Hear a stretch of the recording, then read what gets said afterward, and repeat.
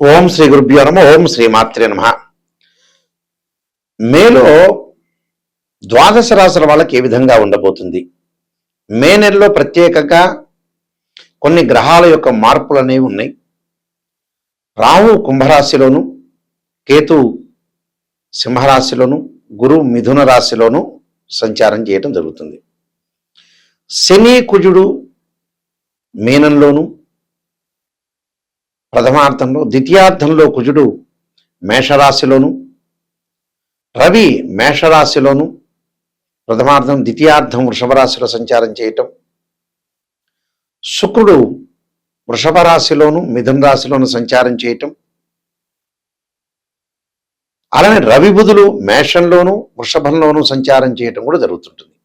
అంటే గ్రహాల యొక్క మార్పులు అతి వేగంగా వెళుతూ ఉన్నాయి. ఉండటం వల్ల మే నెలలో ద్వాదశ రాశుల వాళ్ళకి ఏ విధంగా ఉండబోతుంది? ఇవన్నీ కూడా గోచారరీత్యా చెప్పబడే ఫలితాలు అని అంటారు. జన్మజాతకాన్ని అనుసరించే ఫలితాలు కావు. జన్మజాతకం అనేది చాలా ఇంపార్టెంట్, గోచారం కూడా ఇంపార్టెంట్. గోచారం అనేది 20% ఫలితాలు. అంటే ఉద్యోగము, వ్యాపారము, ఆరోగ్యము, వివాహము, సంతానము, వ్యవహారాలు, లావాదేవీలు, కోర్టు సమస్యలు, పోలీస్ స్టేషన్లు, ఇలాంటి విషయాలన్నింటినీ కూడా మన గోచార రీత్యా తెలుసుకోవచ్చు. ఎలా ఉండబోతుంది అంటే ఈ నెల రోజుల పాటు మనకి ఏ విధంగా జరగబోతుంది, ఎలాంటి నిర్ణయాలు తీసుకోవాలి, ఎలాంటి ఆరోగ్య సమస్యలు వచ్చే అవకాశం ఉంది, ఎలాంటి ప్రికాషన్స్ తీసుకోవాలి, ఎలాంటి ప్రికాషన్ తీసుకుంటే మనకు మంచి జరుగుతుంది. ఎప్పుడు కూడా జీవితంలో నెగిటివ్ తెలుసుకుంటేనే మనం పాజిటివ్ అవుతాం. పాజిటివ్ తెలుసుకోవటం వల్ల ఏమీ లాభాలు లేవు. నెగిటివ్ తెలుసుకుంటే ఎలాంటి దాన్ని మనం ఎలా ఓవర్కమ్ చేయటం, ఎలాంటి పదార్థం తింటే మనకు లోపం వస్తుంది, ఉద్యోగంలో ఎలాంటి నిర్ణయాలు తీసుకోవాలి, ఆఫీసర్లతో ఎలా మాట్లాడాలి, వ్యాపార పరంగా మనం ఎలా ఉండాలి అనేది ఆలోచన చేయటానికి ఒక మార్గం ఏంటంటే గోచారం. ఆ మార్గాన్ని మనం అనుసరించి మనం ముందుకెళ్ళానుకోండి, లైఫ్లో మనం లీడ్ చేసినట్టే. దానిలోనే ఒక మ్యాజిక్ ఉంది. కొంతమంది ఈ నెలలో మనం ఈ నెలలో కొంతమంది బంధుమిత్రులతోటి కలహాలు వచ్చే అవకాశం ఉంది అని అంటే వాళ్ళతో తక్కువ మాట్లాడాలి. ఆరోగ్యపరంగా లోపం జరుగుతుంది అని అంటే ఖచ్చితంగా ట్యాబ్లెట్ వాడాలి, భగవంతుడి యొక్క ఆరాధన చేయాలి. అంటే మన లైఫ్ని మనం ఓవర్కమ్ చేసుకోవటం అనేది మన చేతుల్లోనే ఉంటుంది. కాబట్టి ఈ గోచారరీత్యా వీళ్ళందరికీ కూడా ఏ విధంగా ఉందో ఒకసారి తెలుసుకుందాం. తెలుసుకొని మనం ముందుకెళ్తే మనకి మంచి సుఫలితాలు జరగాలని మనం ఆశించాలి. ధనుస్సు రాశి వారికి మే నెలలో ఏ విధంగా ఉండబోతుంది? ధనుస్సు రాశి వాళ్ళకి సప్తమంలో గురువు యొక్క సంచారం వల్ల మెరుగైన ఫలితాలు, నాయకత్వం యొక్క లక్షణాలు, ఫైనాన్షియల్ పరంగా డెవలప్మెంటు, సహ ఉద్యోగులతోటి బాగా అనుకూలంగా ఉండటం, ఉన్నతమైన అధికారులు ఎవరైతే ఆఫీసర్స్ ఉంటారో వాళ్ళతోటి ప్రశంస జల్లులు కురిపించుకోవటం, అలా ఆర్థిక పరంగా ఆకస్మికంగా ధనలాభం, మొండి బాకీ వసూలయ్యే అవకాశాలు ఎక్కువ ఉంటుంది. వివాహపరంగా ఇబ్బందులు లేకుండా ఉండే అవకాశాలు ఎక్కువ ఉంటుంది. అలా శుక్రుడు యొక్క బలం వల్ల షష్టమంలో శుక్రుడు ఉండటం, ద్వితీయార్థంలో వీళ్ళకి శుక్రుడు సప్తమంలో వస్తాడు. అంటే ప్రథమార్థంలో వివాహ శుభ కార్యక్రమాలు జరిగే అవకాశాలు ఎక్కువ ఉంటాయి. ప్రథమార్థంలోనే వీళ్ళకి శుక్రగ్రహం యొక్క బలం వల్ల వాహనాలు, నూతన వస్తువులు, ఇలాంటివన్నీ ప్రేమ సంబంధాలు, అలానే ప్రేమ సంబంధాలు ప్రేమించుకున్న వాళ్ళకి అనుకూలంగా ఉండటం, కొత్త ప్రేమ అవకాశాలు ఉండటం, ఒకటి సంబంధాల్లో ముందుకు వెళ్ళే అవకాశాలు ఎక్కువ ఉండటం జరుగుతుంటాయి. అంటే వివాహ శుభ కార్యక్రమం అనుకూలంగా ఉంటుంది ప్రథమార్థంలో. ద్వితీయార్థంలో కొంత వీక్ అయ్యే అవకాశం ఉంటుంది. రవి యొక్క బలాన్ని మనం చూసుకునేటట్టయితే రవి పంచమంలో ఉంటాడు, మళ్ళీ షష్టమంలో కూడా వస్తాడు. ద్వితీయార్థంలో షష్టమంలో వస్తాడు కాబట్టి ఉద్యోగ పరంగా మటుకు ద్వితీయార్థం బాగుంటుంది. ఉద్యోగపరంగా, వ్యాపార పరంగా ద్వితీయార్థం బాగుంటుంది. నూతన వ్యాపారాన్ని ప్రారంభం చేయొచ్చు. ఉద్యోగపరంగా అనుకూలంగా ఉంటుంది. ఆరోగ్యపరంగా కొంత ఇబ్బందులు రాకుండా చూసుకోవాలి. అంటే చిన్న చిన్న విషయాలు. ఎందుకంటే చతుర్థ స్థానంలో, చతుర్థ పంచమాల్లో కుజుడు ఉన్నాడు కాబట్టి సంతానపరంగా ఇబ్బందులు కలగకుండా చూసుకోవాలి. వాహన ప్రమాదాలు జరగకుండా చూసుకోవాలి. తల్లి యొక్క ఆరోగ్య విషయంలో కొంత శ్రద్ధ పెట్టాలి. వ్యాపార పరంగా ఏ వ్యాపారం పెడితే ఆ వ్యాపారం పెట్టకూడదు. జాతకాన్ని అనుసరించి మాత్రం వ్యాపారం పెట్టండి. అలానే మీకు శక్తికి మించి డబ్బులు అనేవి ఖర్చు చేయొద్దండి. ఆర్థికంగా ఉండే అవకాశాలు సప్తమంలో గురువు ఉన్నా కొంత మిశ్రమైన ఫలితాలు ఉంటాయి మిగతా గ్రహాల యొక్క ప్రభావం వల్ల. కొద్దిగా జాగ్రత్తగా ఉండాలి. అంటే తాత్కాలిక ప్రయోజనాల విషయంలో కాకుండా దానిలో కూడా కొంత విజయం సాధించడానికి కొన్ని జాగ్రత్తలు తీసుకొని ముందుకెళ్ళాలని ప్రణాళికాబద్ధంగా రూపొందించుకుంటారు, ముందుకెళ్తారు.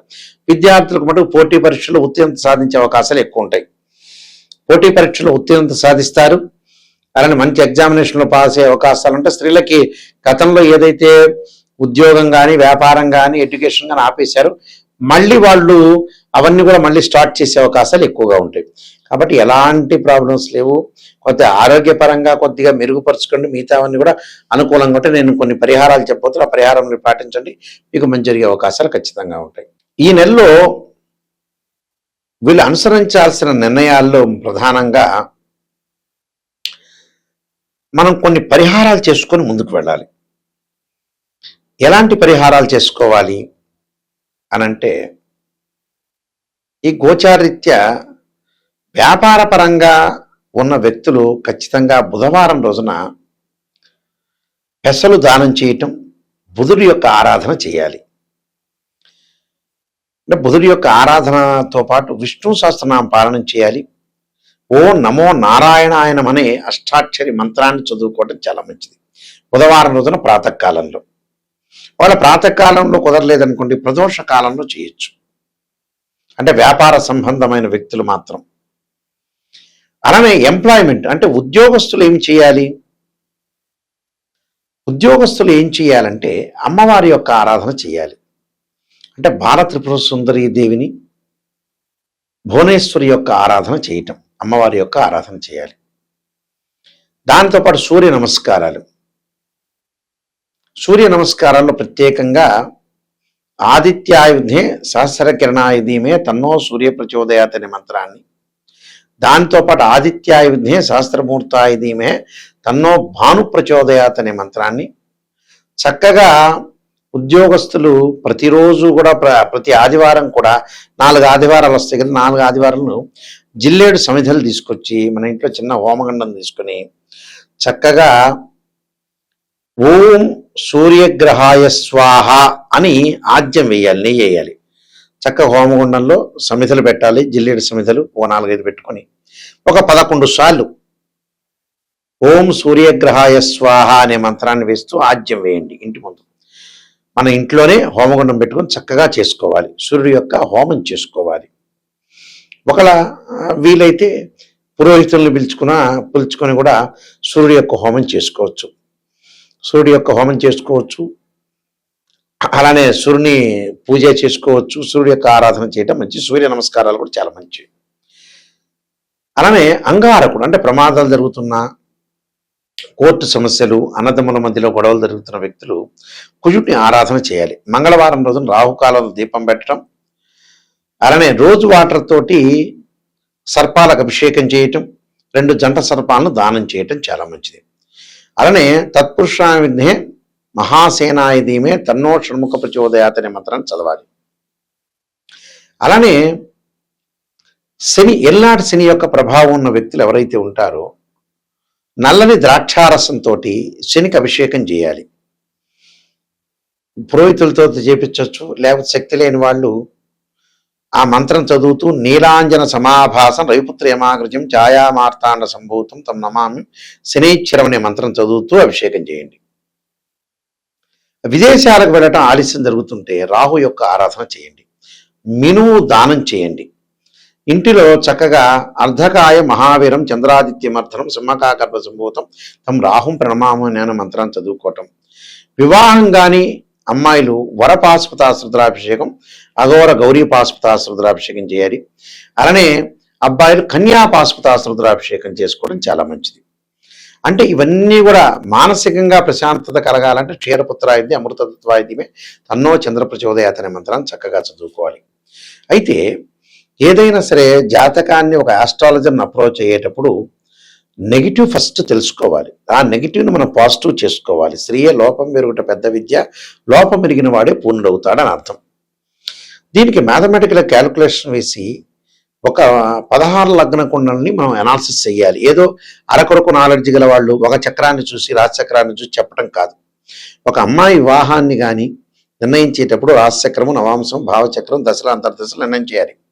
ఎక్కడ ఉచ్చ, ఎక్కడ నీచ, ఏ గ్రహాలు ఉన్నాయి, ద్వాదశ భావాలకు అధిపతులు ఎవరు, రాశ్యాధిపతులు వేరు, భావాధిపతులు వేరు, అక్కడ ఆ లగ్న కుండల్లో అక్కడుండే గ్రహాలు వేరు. ఈ మూడింటిని అనుసరించి చెప్పటమే జాతకం.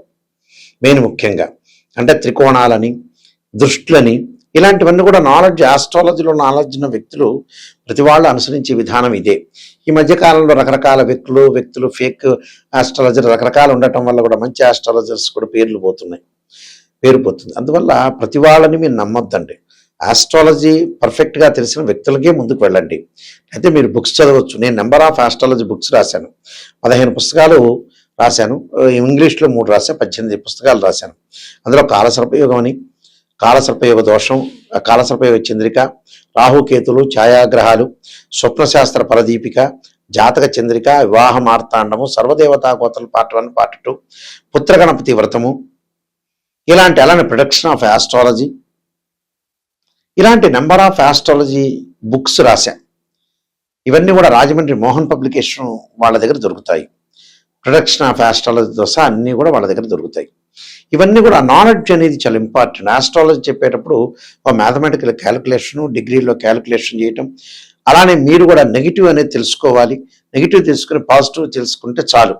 ఎందుకంటే మనం ఎప్పటికైనా చనిపోవటం గ్యారంటీ. ఆ ఉన్నంతకాలం ప్రశాంతంగా ఉండాలి, నిజాన్ని తెలుసుకోవాలి. నిజాన్ని తెలుసుకొని మనం ముందుకెళ్ళామనుకోండి చాలా మంచి జరిగే అవకాశాలు ఉంటాయి. ఉన్నన్ని రోజులు, ఎందుకంటే ఎప్పుడో 60 ఏళ్ళకి నేను సంపాదిస్తా, 70 ఏళ్ళకి సంపాదిస్తాను కాదు. మనం ముందుగానే రియలైజేషన్ కావాలి, పిల్లల యొక్క పెళ్ళిళ్ళు చేయాలి, నిజాన్ని తెలుసుకోవాలి. నిజాన్ని తెలుసుకుంటేనే మనం ముందుకు వెళ్ళే అవకాశాలు ఖచ్చితంగా ఉంటాయి. ఖచ్చితంగా జాతకంలో నన్ను అప్రోచ్ అయ్యేవాళ్ళు, నిజాన్ని తెలుసుకునే వాళ్ళు మాత్రమే నాయకంటి మల్లికార్జున శర్మ గారికి ఫోన్ చేయండి. నిజం వద్దు, ఏదో పొగడండి అంటే వేరే ఆస్ట్రాలజీ దగ్గరికి వెళ్ళండి.